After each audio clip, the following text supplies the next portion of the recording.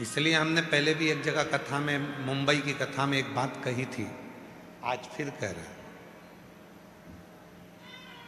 अपन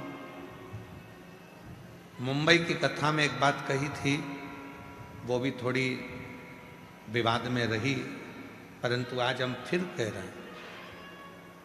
अपने बच्चों को चिड़ियाघर और रिश्तेदारों के घर जरूर लेकर जाया करो। चिड़ियाघर जाएंगे तो जानवर को पहचान जाएंगे और रिश्तेदारों के घर जाएंगे तो उनका व्यवहार पहचान जाएंगे।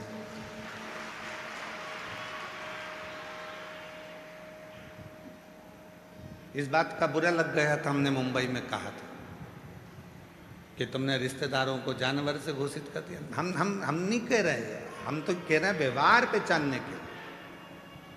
अपने बच्चों को चिड़ियाघर भी लेकर जाओ तो वो जानवर को पहचानेगा कि कौन सा जानवर क्या खाता है, कौन घास खाता है, कौन शाकाहारी है, कौन मांसाहारी है, कौन कैसा है। और अपने घर के बच्चों को रिश्तेदार के घर लेकर जाओ, उनको मालूम पड़ेगा कि जब अपनी परिस्थिति ठीक नहीं होती है तो लोग कैसा व्यवहार करते हैं, और जब धन आ जाता है तो कैसा व्यवहार करते हैं। लेकर जाओ बच्चों को, चिड़ियाघर भी ले जाओ और रिश्तेदारों के घर भी ले जाओ, मालूम पड़ेगा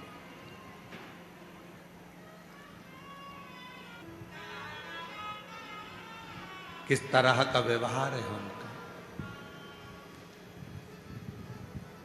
जब धन नहीं होता तो कोई नहीं होता, जब धन बढ़ जाता है, वैभव बढ़ जाता है, सत्ता बढ़ जाती है, कुर्सी पद प्रतिष्ठा बढ़ जाती है, तो ढेरों रिश्तेदार बन जाते हैं, ढेरों। कौन पूछता था तेरी रहमत से पहले, कौन पूछता था?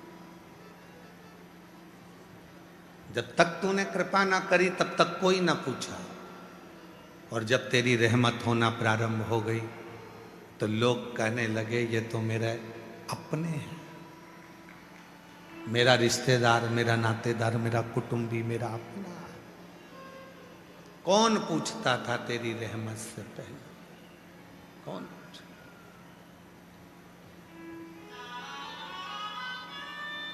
कोई नहीं पूछता। इसलिए निवेदन कर रहे हैं, फौजी रिटायर हो जाए तो उसके पास जाकर बैठो, शिक्षक रिटायर हो जाए तो उसके पास जाकर बैठो। शिक्षक रिटायर हो जाए उसके पास थोड़ी देर बैठा करो, वो कहीं ना कहीं तुमको अच्छा ज्ञान देगा, अनुभव देगा। सिपाही रिटायर हो गया, फौजी रिटायर हो गया, उसके पास बैठो। शिक्षक रिटायर हो गया, उसके पास थोड़ी देर बैठो। संत वृद्ध हो गया, बुजुर्ग है, संत है, गुरुजन है, सत्यता है उसके अंदर, कहीं आडंबर नहीं, कहीं दिखावा नहीं, कहीं ढोंग नहीं, कोई प्रपंच नहीं। उसके पास 2 क्षण के लिए बैठो। पिता नौकरी से रिटायर हो गए, सर्विस से रिटायर हो गए, या दुकान छोड़कर घर रहने लगे, उनके पास थोड़ी देर बैठो। माँ रसोई घर से रिटायर हो गई, काम रसोई घर का बहुएं संभालने लगी और वो रिटायर हो गई, अपने कमरे में रहती है, तो माँ के पास थोड़ी देर जाकर बैठो, तुम्हारी जिंदगी अपने आप उन्नति की ओर बढ़ना प्रारंभ हो जाए।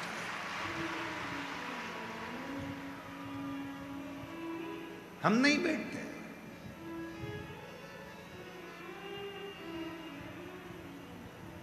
हम नहीं बैठते।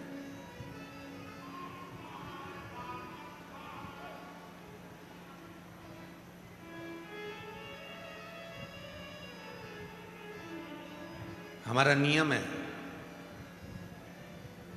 हम और किसी का तो नहीं कह सकते, पर हमारा खुद का नियम है। रात को 2:30 बजे भी हम अगर घर आए हैं कहीं से कथा कर कर, तो हमारी माँ, हमारी माता जी सोफे पर आकर हमारे पास में बैठ जाती हैं और आधे घंटे हमारी पूरी चर्चा होती है, इसके बाद फिर जाकर भले 2:30 बजे, 3 बजे, 4 बजे, 2 बजे फिर विश्राम, फिर विश्राम। कोई बुजुर्ग संत मिल जाते हैं हमको, कोई अच्छा वृद्ध व्यक्ति मिल गया जिससे हम कुछ बहुत कुछ ग्रहण कर सकते हैं, बहुत कुछ।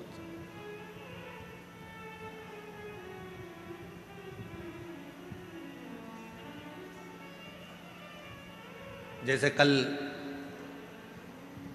एरंडोल वाले काबरा जी कह रहे थे कि यहाँ आने के बाद में जब हम कुबरेश्वर बाबा की भूमि पर आते हैं और यहाँ का जो स्वरूप देखते हैं तो हमारे अंदर बल उत्पन्न हो जाता है, एक अलग से एनर्जी मिलती है, एक बल मिलता है।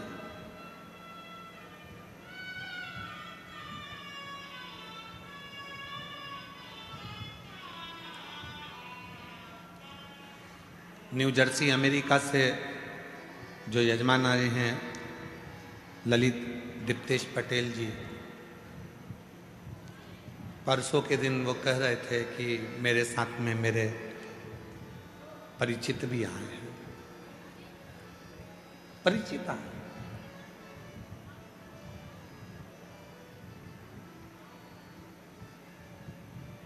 ये आपको नहीं जानते थे, ये मंदिर भी नहीं जाते थे, वो भी अमेरिका में ही रहते हैं, न्यू जर्सी नहीं जाते।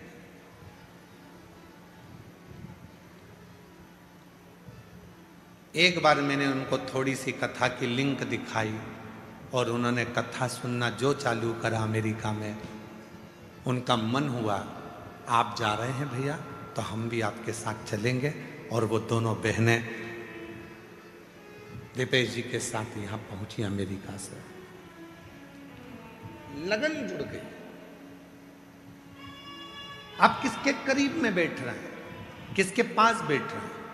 जितने जजमान परिवार यहाँ कथा सुनने के लिए बैठे हैं, मैं आप लोगों से तो निवेदन करूंगा ही, साथ में जितने भी शिव भक्त इस कंकर शंकर की धरा पर 12 ज्योतिर्लिंग के मध्य में शिव महापुराण की कथा को सुन रहे हो, आप देव अधिदेव महादेव से प्रार्थना करना, बाबा से निवेदन करना, बाबा हमारी झोली में ऐसी खुशियाँ देना कि एक बार हम भी रुद्राक्ष महोत्सव में या गुरु पूर्णिमा पर यहाँ के यजमान बन सकें। ऐसी कृपा करना, ऐसी दया कर, ऐसी करुणा कर।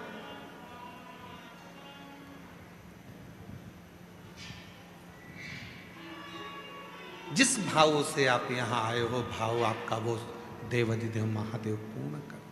जो जैसी भावना लाया वो वैसा ही फल पाया, नहीं खाली उसे लौटाया, वो मन ही मन और कर दिया माला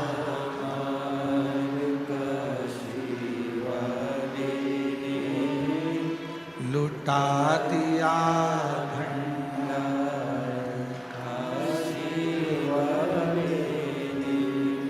आप जिस भाव से जाते हो, आपकी संपूर्ण भावना शिव को समर्पित है, संपूर्ण।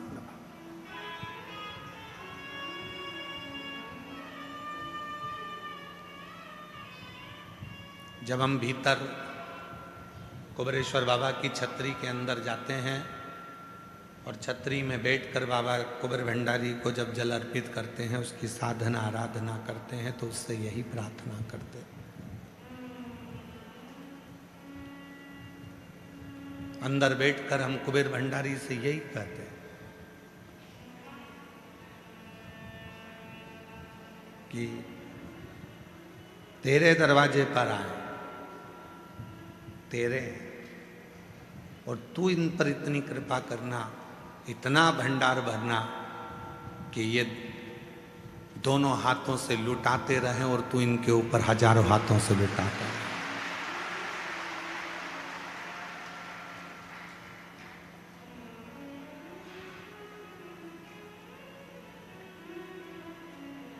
किसी कथा में कोई महाराज नहीं कहता तुमसे कि कोई आए तो उसका मुंह झूठा करा। कथा में आए हो तो किसी को टॉफी खिला दो, बिस्कुट खिला दो, भोजन बना कर लाए हो, पोहा है, समोसा है, कचौड़ी है, जलेबी है, पानी पीने की बोतल हो तो पानी दो। इन शिव भक्तों का मुंह झूठा करा। क्यों? बाबा के धाम में आकर आपके पास ज़्यादा नहीं तो थोड़ा सा भी अगर आप देकर जा रहे हो तो हजारों का मेरा देव अधिदेव महादेव तुमको देकर भेजेगा, करोड़ों का देकर। आप उसके आश्रित होकर उसका भजन करो। माता बूढ़ी हो सकती है, पिता बूढ़े हो सकते हैं, शिक्षक बूढ़े हो सकते हैं, संत बूढ़े हो सकते हैं, एक सिपाही बूढ़ा हो सकता है, पर उसका अनुभव कभी बूढ़ा नहीं हो सकता। वो हमेशा युवान की युवा।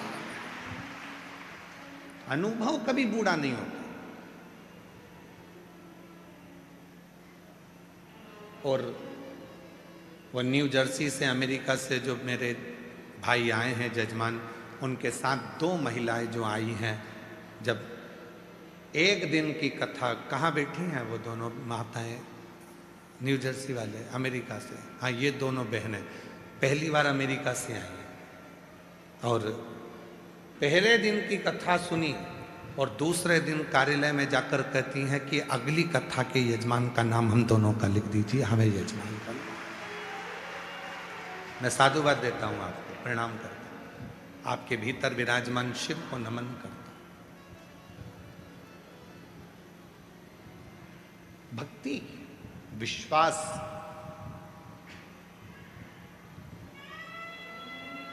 और तो और यहां से जाते जाते मन में भाव आ गया कि मैं भी अमेरिका में शिव जी को लेकर जाऊंगी। और इतना बड़ा शंकर जी का शिवलिंग ले आई, जलाधारी ले आई, नर्व ओमकारेश्वर जाके, और शंकर जी को, नंदी को भी साथ लेकर अमेरिका जा रही है कि चलो बाबा अब तुम वहां। शिव शिव है, शंकर है। भरोसा यदि पक्का है तो शिव करुणा जरूर करता, शिव कृपा जरूर करता। भरोसा यदि पक्का। एक पत्र है, अच्छा है, देखिए समझिए।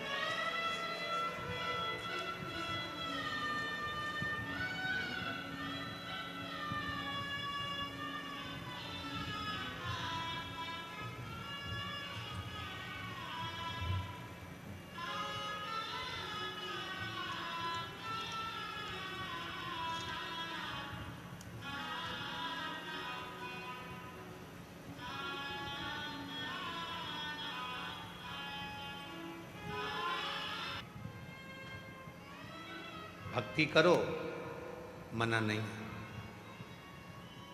भक्ति करो, मना नहीं है। पर उस भक्ति में जब दिखावा आने लगे तो समझ लेना कि भक्ति शून्य हो गई। दिखावा आया, भक्ति शून्य।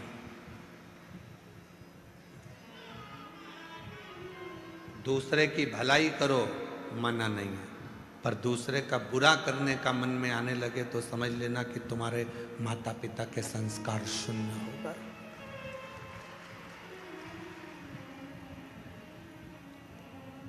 ये जितने बुजुर्ग हैं, इनका बुढ़ापा जरूर आ जाता है। माता पिता, संत, शिक्षक, सिपाही, ये सब बुजुर्ग जरूर हो जाते हैं, पर इनका जो अनुभव है वो कभी बूढ़ा नहीं होता। अनुभव प्रखर है।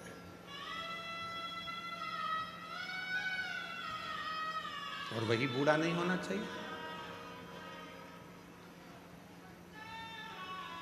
रिश्तों में दूरियां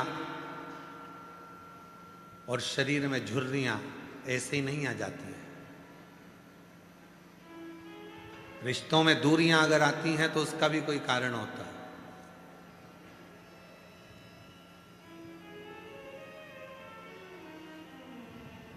हम हमारे मध्य प्रदेश की जानते हैं, आपके महाराष्ट्र की, गुजरात की, उत्तर प्रदेश, हरियाणा, पंजाब, राजस्थान, इन सब जगह का हमको नहीं मालूम। हमारे यहाँ पहले एक नियम था, हमारे यहाँ पहले एक नियम था, और वो नियम बड़ा प्रबल था। हमारे यहाँ का एक नियम बड़ा प्रखर था, और माइक नहीं, बक्सों की आवाज खोली, बक्सों की आवाज नहीं आ रही है पंडाल के अंदर। हमारे यहाँ का एक नियम बड़ा प्रबल था, प्रखर था। और शंभु शरणे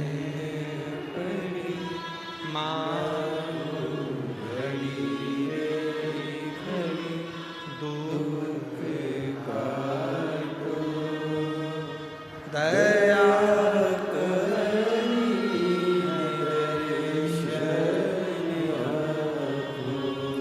ओ शंभु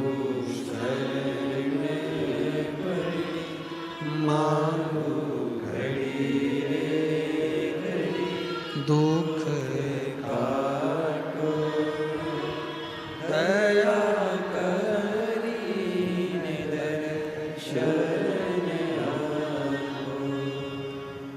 हमारे यहाँ पूर्व का एक नियम चला। शादी होती थी और लड़की को जब विदा करते थे तो उसको एक बांस की डलिया में मैदे की पूड़ी रखकर भेजते थे। अब हमें आपके उत्तर प्रदेश का या राजस्थान का या महाराष्ट्र का, हरियाणा, पंजाब का तो नहीं मालूम है, उत्तराखंड आदि का, हिमाचल आदि का। हमारे यहाँ का नियम था। आपके यहाँ भी ऐसा नियम है क्या कि लड़की को जब विदा करते हैं तो बांस की डलिया में पीले कपड़े में बंधी हुई मैदे की पूड़ी, उसमें नमक नहीं होता, उसमें शक्कर नहीं होती, फीकी फीकी पूड़ी देती है, रख कर भेजी जाती है।